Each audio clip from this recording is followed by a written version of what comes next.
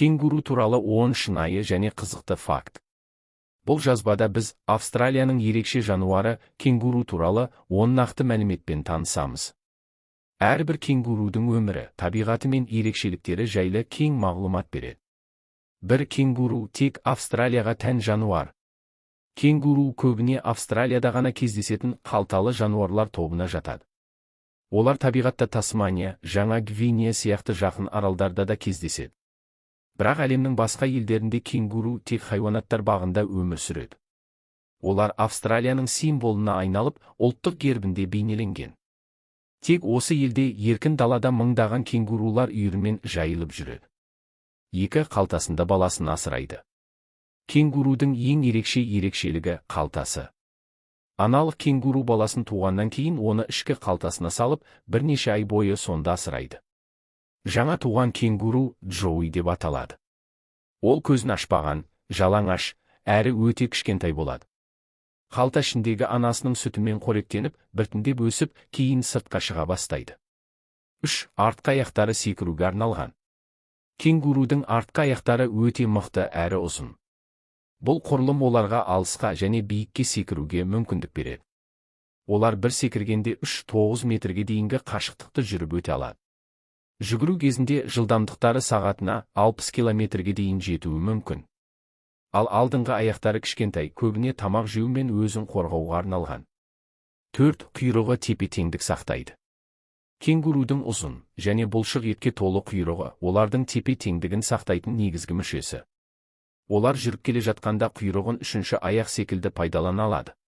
Бұл оларға қозғалуда тұрақтылық береді және тепе-теңдігін жоғалтпай, тез әрекет етуге көмектеседі. Кей жағдайларда құйрықпен тіреліп, қарсыласына соққы да бере алады. 5. Олар шөпқоректі жануарлар. Кенгуру тек өсімдіктермен қоректенеді. Олар негізінен шөптер, бұталар мен ағаштардың жапырақтарын жейді. Асқазандары бірнеше бөліктен тұрады, және сиырлар секілді қайта шайнап қорыту қабілеті бар.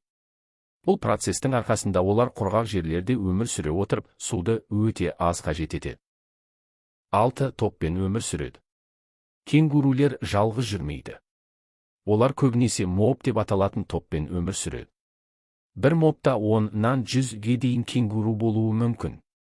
Үйірдің басында әрқашан ең күшті еркек кенгуру болады. Ол ұрғашыларды қорғап, басқаларға жол бермейді. Топпен өмір сүру оларды жыртқыштардан қорғануға, азық табуға және қауіп кезінде бір-бірін ескертуге көмектеседі. 7. Еркек кенгурулер күреседі. Еркек кенгурулер арасында үстемдік пен ұрғашылар үшін күрес жиі болады. Олар артқы аяқтарымен тік тұрып, алдыңғы аяқтарымен қарсыласын итеріп, артынан артқы аяқтарымен қатты соққы береді. Бұл көрініс боксқа ұқсайды, сондықтан кенгурулерді жиі табиғат боксері деп те атайды. Мұндай күресте жеңген еркек үйірде басты рөлге ие болады. 8. Кенгуру кері жүре алмайды.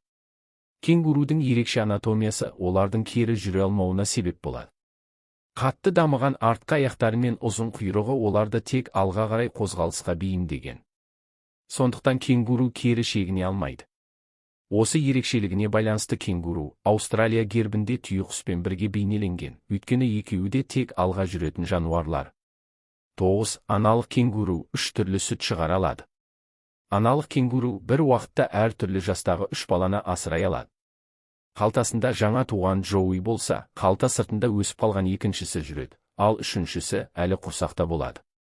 Осыған байланысты аналық кенгуру әр түрлі жастағы балаларына әр түрлі құрамдағы 3 түрлі сүт өндіре алады. Бұл табиғаттағы сирек кездесетін таңғажайып құбылыс. 10. Кенгуру саны өте көп. Австралияда кенгуру саны адам санынан да көп. Соңғы деректерге сүйенсек, олар 40 миллионнан асады. Бұл елде кенгурулер кейде егінге зиян келтіріп, жолда көлік апатына себеп болуы да мүмкін.